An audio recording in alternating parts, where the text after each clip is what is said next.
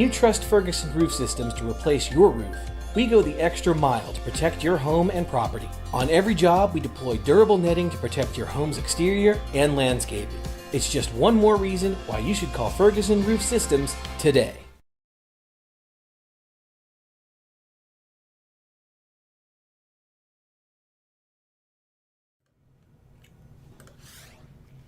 And we're live. Hey everybody, Meteorologist Tuttle with you. It is time to talk about the weather. Got a couple of interesting things coming up. First off is going to be a little bit of freezing rain for tomorrow. Some of you might be going, what? Huh? Who?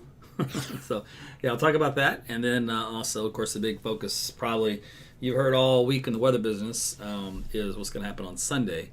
Now that is not to overshadow what happened up across the northern plains and the Great Lakes, Northeast. What a winter storm those guys have had. I mean, we're talking feet of snow and ice and wind and power outages. I mean, what a mess. So thank goodness that didn't happen around our neck of the woods. I'm not in the mood for that stuff. I don't know about you. Thanks for tuning in, though, you guys. See you on Facebook, leaving your comments. Checking in. There's Bing in the house. There's Yukon in the house. I love it. Angela says, hello, Tuttle fam. You guys aren't late to the party. Southwest OKC. I love hearing from you guys are at. Mike is checking in from Watts, Oklahoma. Zach has already said, get to the chase, man. What's Sunday looking like? Am I going to put my storm chasing boots on or what? And a Darko's in the house. I see you, Amber. All right, so tell you what, on YouTube, guys, thanks for checking in as well. Let me see. Yep, old Jim's in the house from Mustang. He is always in the house. I love it. Good to see you, Jim. You guys also, thanks for making the comments on there. It helps the algorithms. And Jody likes to get in there and chime in with you guys as well. So say hi to Miss Jody, if you will. And getting on Twitter, also, you guys are welcome. And thanks for watching. Same thing for you guys on Rumble as well. So we're kind of building the whole AT's weather community. And as I always do, if you're late to the party, you're not getting notifications from Facebook on time, click the link I just posted. And you can opt in and get a direct notification from me. That way you're never LTTP. Okay, I think that's all the house claim we need to do, right? I can't think of anything more. So I guess we should get on with it. All right, so let's go to my page here. Okay, first thing, I don't know if you've noticed, man, it's cold out there. I got 28.9 degrees in my Tempest weather station. You can pick one up as well. There's a link on my website, aarontuttle.com. You can use that promo code. You can hit that QR code. It'll take you right to it. But boy, oof, it was a rude awakening. Remember my blog on Sunday? I told you that spring would kind of make a brief appearance and then winter would slap it right back where it came from. And that was today. Is going to be even more so for tomorrow.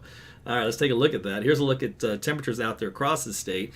And we do have those 20s and teens into the panhandle. So those poor guys just never quite warmed up today. Southeast Oklahoma, a little bit better. Here you can see the dividing line where you have the temperatures at the freezing mark is on the yellow line. It snakes through the south end of Tulsa. It's well south of Oklahoma City, just about south of Norman area, and then back in south of Lawton.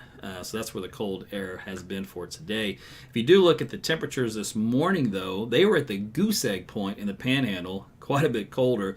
You can really tell where the front had its bite. Right here in this aqua blue line, right? And that's where you drop into the teens along this line, north and west. And then today we had rebound. Even in full sun, it was cold. That kind of shows you how cold this air mass was. It was a sneak attack. Most of the models didn't see it coming, just so you know, as far as how cold it was going to be. They busted as usual. With full sun in the upper 30s, that's pretty impressive here in the latter part of February, just so you know. 60s though, look at that big temperature drop. I mean, that's a 20-degree temperature change across that cold front boundary.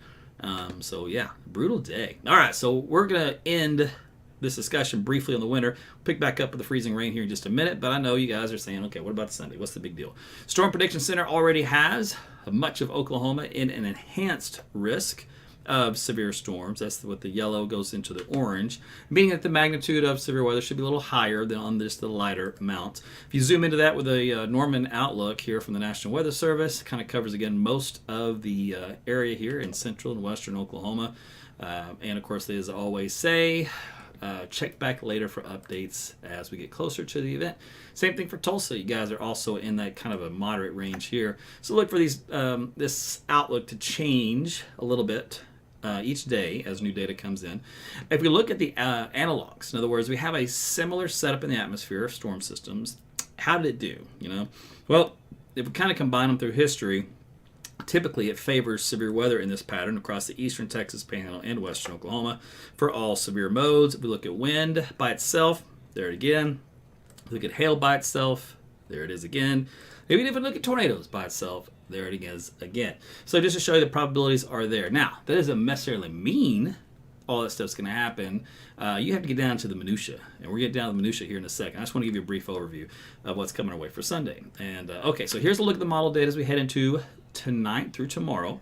So look at this light shower activity developing across the North Texas area, southern Oklahoma by 7 o'clock in the morning. Now look how it kind of drifts into central Oklahoma during the latter part of the mid-morning, and you can see some pink elements on the map. You see these little pink areas? That's where the model is saying we got a little bit of light freezing rain and some maybe freezing drizzles and sprinkles within all this mess. That's mid-morning, so here's lunchtime. It is across central Oklahoma, up towards Stillwater, again back down toward Wichita Falls. So what does this mean? It means that the precipitation is extremely light, but it could be heavy enough to coat briefly bridges and overpasses. So be careful out there driving around tomorrow.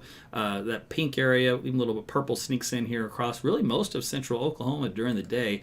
And I did mention this in my blog, and I mentioned this in my prior live updates. Now, I don't know if you heard this anywhere else. I don't pay attention to all the other stuff. I'm too busy. I run 3 jobs, so I ain't got time for that. But I can tell you that the signal has been there all week. Just now the short-term models are picking up on it a little bit better. But you can see here across central Oklahoma for 4 o'clock in the afternoon. There's 5 and 6 o'clock. So again, your drive time might be affected. It's very light. It's going to be hard to say. It's not like, we've had our normal big ice storms. It's nothing like that. Not a power issue, just a nuisance issue.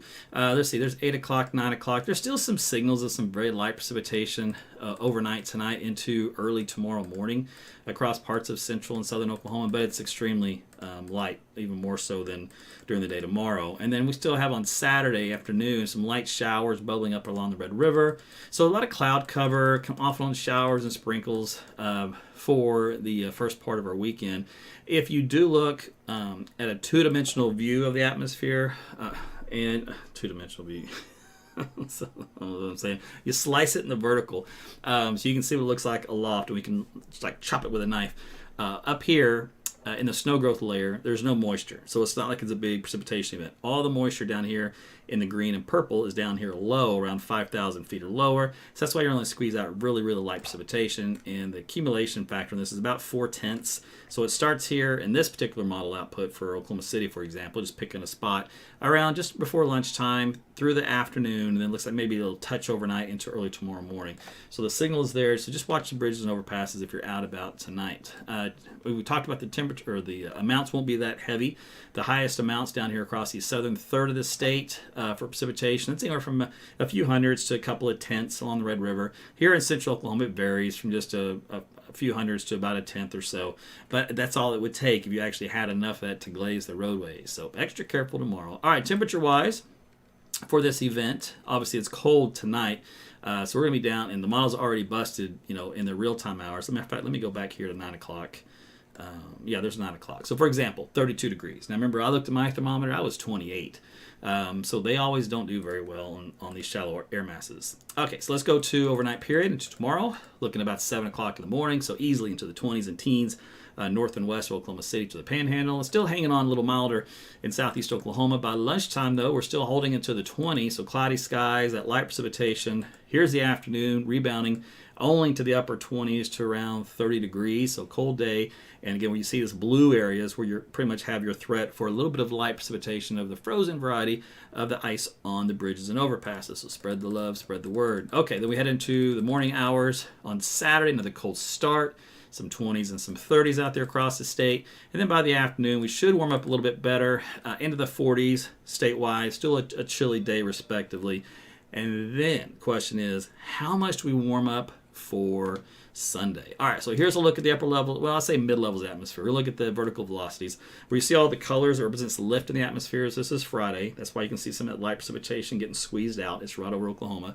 Then that kind of winds down a little bit, kind of comes back, winds down, comes back. So that's why the cloud cover kind of hang in there as well. Now, so this is what's going to happen. You have a big amount of lift coming in across the Panhandle. let's see, right here, late day on Sunday. So it's late Sunday afternoon. Now, this should be enough to try to trigger some showers and thunderstorms, and those will move in here to western Oklahoma during the early part of the evening hours. So this particular model has slowed down the progression just a little bit, which is not surprising. The question is, though, there's a lot of other things that may not quite be there to produce a widespread severe weather event. Because remember, we're just now getting into the window. We're going to start to see some of these details, and right now the details look a little questionable. All right, there's some red flags. All right, but at least we've got the lift coming in from the upper levels. That part we knew was pretty certain. Now, what about the temperature profile at the surface? How much are we going to rebound? Well, I'm going to use the problem with the NAM sometimes is a bias of holding onto that cold just a little too long. So I'm just going to assume that because of that, the NAM's going to be wrong, so I'm not going to show it. I'm going to show the Canadian model. I'm going to say, hey, you know what? The Canadian model will have a good idea as to how well those temperatures will rebound on Sunday. So let's take a look. Here's the morning hours, 40s and 50s. By midday, we're in the 60s. That's not very warm. It's not very unstable. But by the afternoon, it does have us upper 60s to right around 70 degrees on the Red River. And then by the to 5 and 6 o'clock hour, we kind of cap there, mainly to the 60s near 70. Here in this little corridor of west central Oklahoma and down along the Red River, it does have some 80s once you get into Texas and still mid 70s here along the Red River. All right, so this is being aggressive on the cloud cover dispersing, whatever sun we do have, whatever mixing we do have, and actually getting some warmer temperatures in here. All right, so that's a key element that is still in question on Sunday. Dew point values, let's check that out. Well, dew point, again, is a measure of the moisture in the atmosphere, and we're into the single digits today, coming in tonight. So we'll get back into the 20s across the state for tomorrow, and into Saturday, and then 30s by Saturday evening. And look how that moisture starts to return from the Gulf of Mexico. See that big old blue wave coming northward? Now here's midday Sunday. Now, across the rest of Oklahoma, so I stop this here, we're still into the low to mid 50s for dew point values. That's not a whole lot of deep moisture to work with for storms, just so you know. We have to really get those 60s in here. As we head into the afternoon hours to around 6 o'clock, we do have some better moisture working in, so some 60s now along the southern end of the state, just now getting into central Oklahoma. And then by around 9 o'clock in the evening, they come surging northward. So it's one of those deals, moisture is going to try to get here at the very last minute. And as long as that can happen, that would help to aid in the strength of the storms. By midnight, the storms is moving so fast, it's through central and western Oklahoma, moving to the east overnight. So let's take a look at the fantasy model, which we'll call the European. Remember, I like to use the European a lot of times, but usually it's for big picture items, global type look to the weather, and also for like rain and stuff. We don't usually use the European for a mesoscale type event where we're trying to get detailed on storm dynamics. All right, so this is not that type of a model. It's more of a global model as whether or not it's going to rain heavy or not, right? So it's trying to get better, throwing more stuff in the model to tweak it and whatnot, but the physics are the physics that it uses, and it's not designed for that. We have what we call CAM models, or convective allowing models, for that. So this is not that. So it's going to be interesting to see what happens. So it does have the signal Sunday afternoon, early evening out here in western Oklahoma for some good thunderstorms. Now, if I were to plot a forecast sounding out here just ahead of that line, this is where the storm community gets all worked up. They get all wee-weed up. This is where your TV weather guys get all wee-weed up. This is where everybody gets all wee-weed up. And why is that? Because they do a plot sounding of a forecast. They pick the best area, and they see this possible hazard type, PDS tornado, which means particularly dangerous situation. And it has down here an EF strength of EF4. All right. Has a beautiful look to the photograph up here on the top right. It's got a really good look at the shear vectors here with speed and directional shear. Some indices down here in this box are off the chart. So in this particular model, let's see, we got CAPE values around 1 to 2,000 with the cap that's, just barely there, right around 50 or less. And it looks like most of these are except for the surface.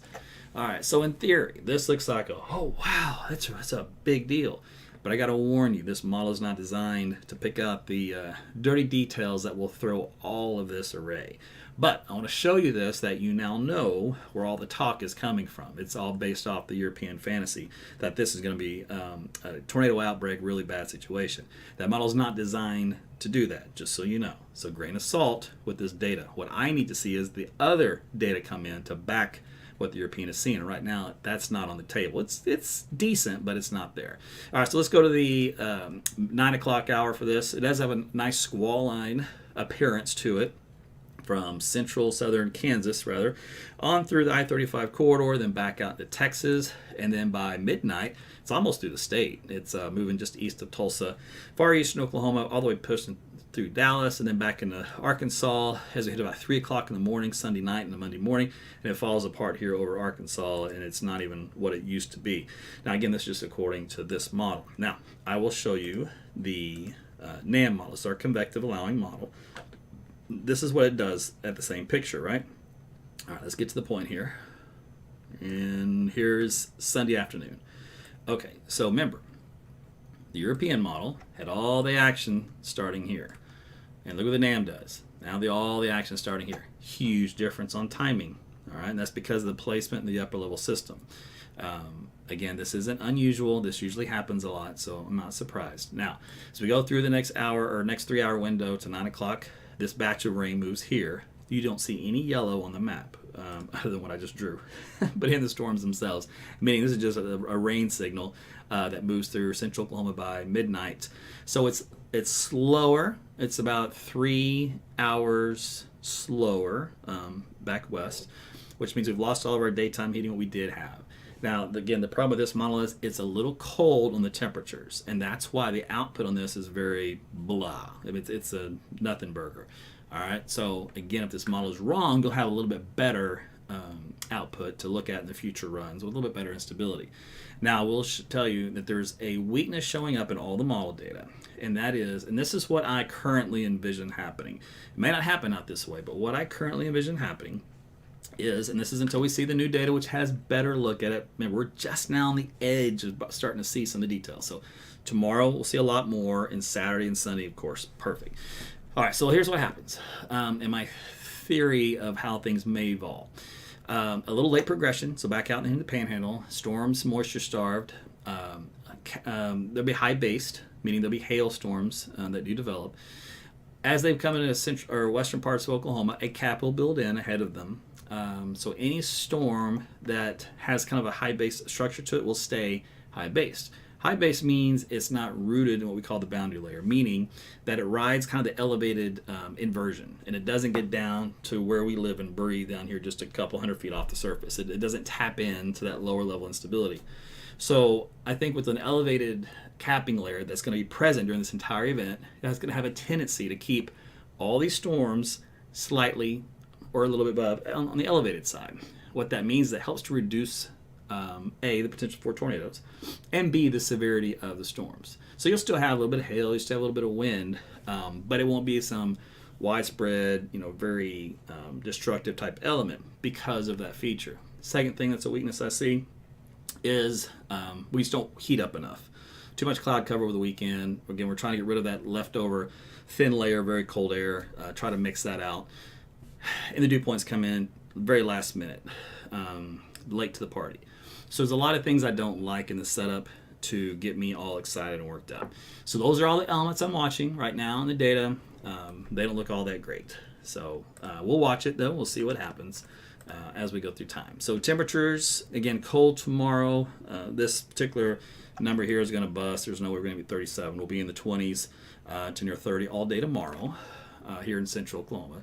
And then on Saturday, we're going to warm you back up. Though we'll probably be mostly close to 50, but I'm still thinking mostly 40s across the state. And then on Sunday's a wild card. Do we actually get into the upper 60s? It's possible. We'll see what the new data says. Depends on what happens on Saturday with the air mass in place. But at least we'll get into the lower 60s. That I can guarantee it. If whether or not we get the upper 60s, that's questionable. And if we're in the lower 60s, that's hardly any instability to work with for these storms, which means they come through pretty mediocre.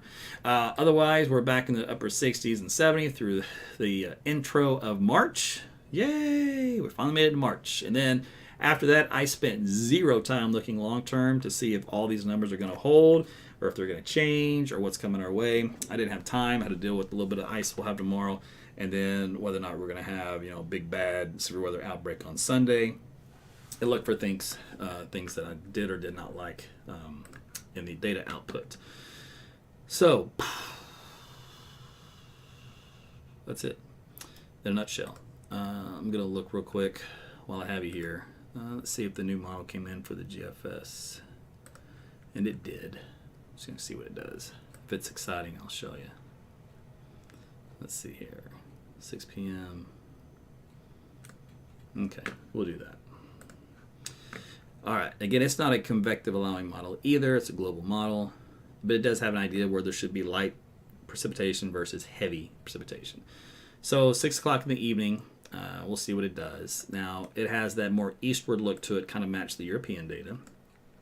It also has a very excited atmosphere for wind shear and a decent hodograph, a decent strength of a tornado if one were to occur. So these two global models are excited. Now, it also has a cap that's surface-based, just barely. So as long as it thinks we're going to get 68 degrees out in that area, it should be sufficient. If it doesn't get 68 and the dew point isn't 61, we lower both of those numbers, then the cap is much stronger, and you don't have hardly anything that develops out there that's significant as far as surface-based stuff goes. All right, let's go to the next 6 o'clock. Let's go to the 9 o'clock hour. All right, so it's got some heavier thunderstorms in southern Kansas, northwestern parts of Canadian County. We do a forecast sounding here for Oklahoma City, for example. It's got a marginal tornado. It doesn't have the cleanest shear height profile, but still has a pretty decent hodograph, decent wind speeds. Cloud heights are pretty low to the ground. So that's all good if you want that type of stuff. But the Cape values have come down around 500, and the SIN, in other words, the cap, has increased substantially.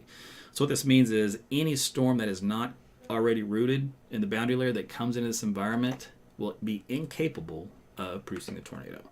So that's what I'm saying. This is a very questionable event. There's a lot of things that's going to go wrong that could mess this up to where it's just good old-fashioned variety of thunderstorms come across Oklahoma, or something just slightly on the stronger to severe side with a little bit of hail and wind. So that right now is what I'm cautioning and leading more toward than I am more toward Armageddon. Believing that, for one thing, it's Thursday, and this is a Sunday deal. My rule when we talk about tornadoes is I prefer 48 hours. If you want to take a guess as far as its potential, 72 hours, okay, but you're pushing it. I like 48 hours as a sweet spot because that's when you start to see some of the things that the models didn't see or didn't indicate in prior data sets. So that's how I roll. And what that does is that limits your false alarms. It limits your cry wolf. It limits your anxiety building forecasts that scare the crap out of everybody for 2 whole days, only to have nothing happen. So it does all that. So that's how I treat it. Other people won't, and they need the clicks, they need the bet ratings, they need the whatever. So they're going to go Armageddon on you. So just so you know, if I'm going to go Armageddon, it won't be till 24 hours out, kind of a deal. If it just looks just so good. And I've seen, just so you know, in the past, I have seen some setups where I was like, this is bad. This looks really bad. And then the event comes in and it's out, and it really wasn't much of anything at all. I'm like, that don't make no sense. Everything was there. So there's still stuff, like in meteorology, even though we've got a lot of it nailed down, there are still some things we don't know, even though we think we know. And that's the dangerous part of man. I'll just let you know. When you think you figured it all out, you don't. And that pretty much goes in any industry, just when you think you've seen it all. So same thing in weather. So I've seen that bust many a time. And I've also seen a lot of the forecasts where, I will say this, there is a little bit of wish casting or hope in the weather community of total disaster, right? It's inherent, it's exciting, it's, it's something wrong in our brain. So that community will feed off each other. And it's really strange. Like, if they're going for it, I get excited, I'm going for it. That kind of mentality. And it's a group mentality, and it's weird. I never liked it. I prefer to be out on an island by myself and going, hey, I'm over here. You guys, I don't know what you're talking about. The data doesn't show that. It shows this, and there's some problems here, and there's some problems here. And everybody's like, oh, forget about that. We're all going crazy. I'm like, well, good luck with that. So there's been a few cases where everybody went crazy for a tornado outbreak, and we had nothing. So just let you know that can happen. So I'll look at the data and I'll tell you what I see. If it looks like, if it's going to be that, I'll be honest with you. I'll let you know. But Till then, I kind of tell it like it is. All right, well, that's it for me. I got to get out of here. Let me see. I will do another live over the weekend for sure, and probably tomorrow. I'm trying to think of what I got going on. I can probably do a lunchtime live. I'm thinking I might be able to, and then I can do probably one tomorrow evening, but definitely on Saturday. All right, so I'll try to hit you at least one time tomorrow, and then on Saturday as well. But if you're new here, what do I go live? It's typically around a few minutes till noon for lunch during the week, and then when I can, and then it's usually around 9:30 in the evening. Robert on YouTube, I see your comment. Well, of course, Reed's going to lose it. So Reed wants tornadoes. Reed wants the excitement. That's what he lives for. So he's going to go nuts on any potential out there. And I'm going to be the pessimist, get off my lawn, cranky forecaster that's going to look for things that are wrong and then point them out and then not get excited. So that's what I'm going to do. But yeah, just two different approaches to the weather. But if I was, if my career was to chase storms and that's all I did, trust me, I'd be wanting everything to be big, bad, and ugly too, because that's what I'm doing, right? I'm the opposite. I don't need any of that nonsense.